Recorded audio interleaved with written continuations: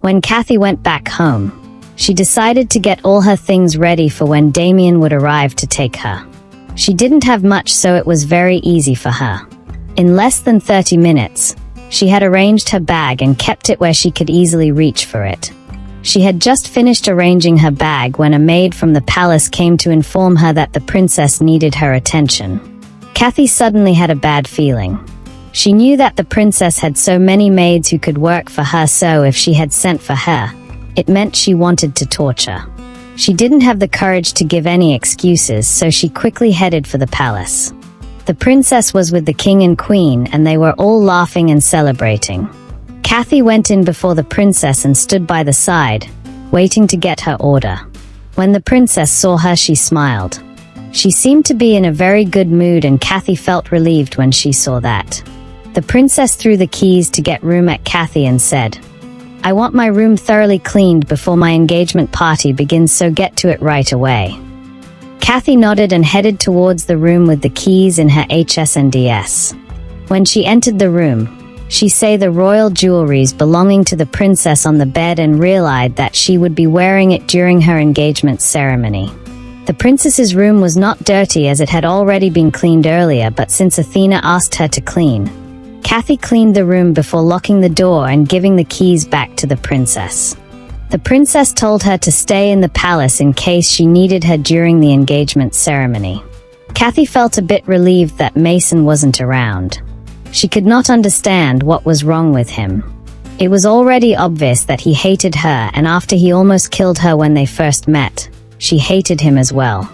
He called her a witch, but she could say the same thing about him because back then, she had also been controlled by a force she could not explain.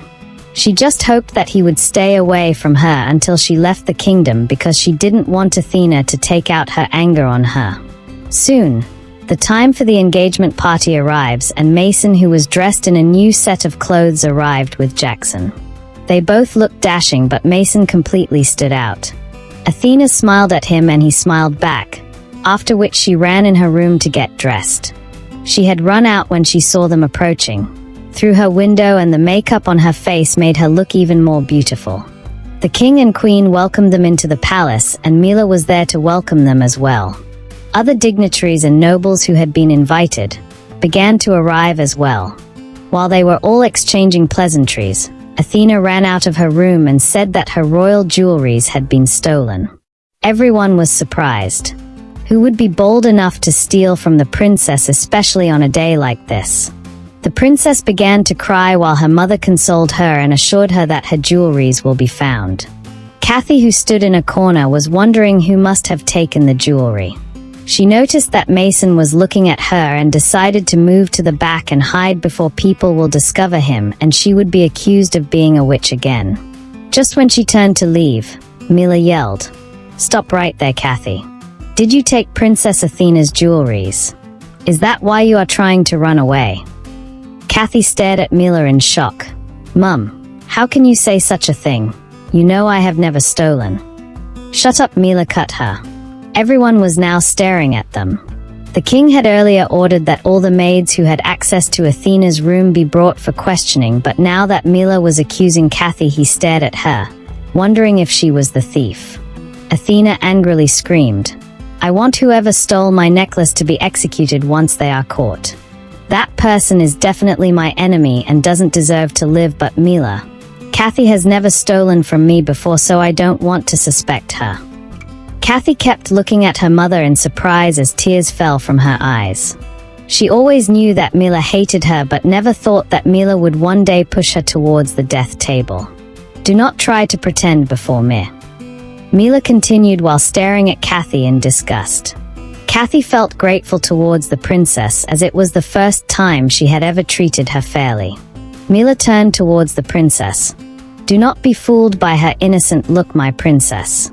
Wouldn't a mother know her daughter better? Yes, Kathy has never been caught stealing, but that's only because she is very good at it. She steals at home all the time, which is one of the reasons I am always strict with her. I have tried times without number to stop this bad habit of hers, but she always goes back to it. I wouldn't be surprised if she had stolen the jewelries and hidden them back at home."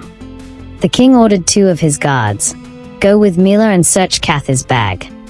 Turning to face Kathy, he pointed his finger and said, "If you have indeed stolen my daughter's jewelries, I will not share you." Kathy stood there feeling ashamed as everyone stared at her with accusing eyes. Meela had gone with the guards to search for the jewelries, and Kathy was convinced that she would eat her words once they returned without the jewelries. Meela and the guards soon arrived, and they had the jewelry with them. Kathy opened her eyes in shock and instantly knew that Meela was the one who set her up. The guards handed the jewelry to Athena and asked, "My princess, are these your jewelries?" "Yes, they are," the princess replied happily. The guard walked closer to the king and said, "Your Highness, her bag was already packed. It seems she was going to run away with the jewelries." "How dare you?"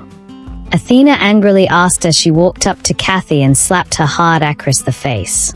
Kathy held her cheeks as more tears fell from her eyes. "I didn't take them, I swear. My mum must have put them there." Meela walked up to her and slapped her on the other side of her face. "You good-for-nothing thief, haven't I warned you in the past? Now, you want to put the blame on me when everyone knows how much I love this royal family." Meela turned to the king and said, "Your Highness, I want her to be punished severely according to the law. Do not hold back because I can no longer stand this disgrace of a daughter." The king said, "Guards, throw this thief into the dungeon. She will be executed at first light." The guards dragged Kathy and took her out while she kept screaming that she was innocent and she wasn't a thief. Mason and Jackson were both surprised as they never pegged Kathy for a thief.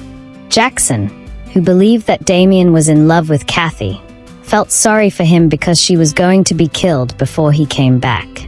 The king apologized to everyone and the engagement party continued. However, Mason wasn't himself. Kathy's screams kept ringing in his ears, and he thought about the possibility of her being innocent.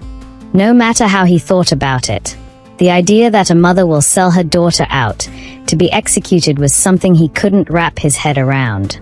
After the ceremony, he decided to sleep outside the palace as he felt suffocated by everything that was happening. Back inside the dungeon, Kathy wept throughout the night.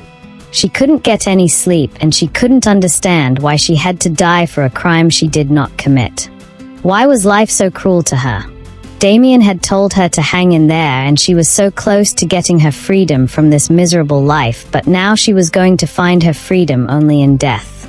She cursed Meela in her heart, that she will never be happy and she would receive tenfold all the suffering she had made her experience throughout her life.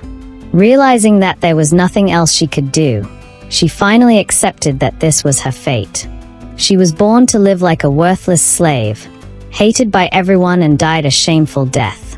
The good side of her death being that she would never be a burden on anyone ever again.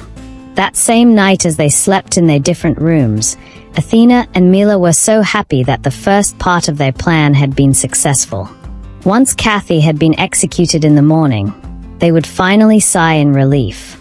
Morning came quicker than Kathy hoped, and in no time, she was led out of the dungeon and taken to the square to be executed. Her hands were tied behind her back, and her eyes were puffy and red from crying all through the night. Almost everyone in the kingdom had gathered to watch her execution, and she smiled bitterly at the irony. Nobody was interested in Het while she was alive, but now that she was about to die, everyone was suddenly interested in her story. Some of her hair had fallen on her face and made her feel uncomfortable, but she couldn't do anything about it. She was led to the center of the square while a noose which was connected to 3 big trees behind her was placed on their neck. Kathy looked at the faces of everyone, one by one. From the queen to the king, to the princess, Meela, Mason, Jackson, and the rest. None of these people had ever shown her any form of kindness, and she felt relieved that Damian was not present to watch her die. More than 100 guards stood in front of her, below the square, as if they were worried that she would try to escape. There were 2 guards by her right and left side, holding on to the big irons which, when turned, will bring her life to an end. As Jackson stared at Kathy, he felt that something was not right. Even if Kathy had stolen, the punishment they were meting out to her was preposterous. The king wasn't known for being this harsh, so why punish her so severely? He recalled that Athena had requested last night that whoever stole her jewelry should be executed. He also recalled how Damian had said that the princess was wicked and realized that Damian had been right. He had been blinded by love before and rebuked Damian when he made that statement, but now he believed it completely. Especially when he looked at the princess's face and saw happiness written all over it. When everything had been set, the king said, "This punishment may be considered extreme by some of you because it is the first of its kind. This punishment has been served to Catherine to serve as a deterrent to anyone who thinks they can steal from the royal family and get away with it. I want everyone present here to remember this one fact. If you toe the sore path as Kathy, you will suffer the same fate as her." After the king finished speaking, Kathy closed her eyes and said, "Goodbye, Damian. I'm sorry that I couldn't wait for you." As Mason watched the guards holding on to the iron, ready to pull at King's signal, he felt a tightness in his chest. He was standing beside Athena, but Kathy's heart kept calling out to him.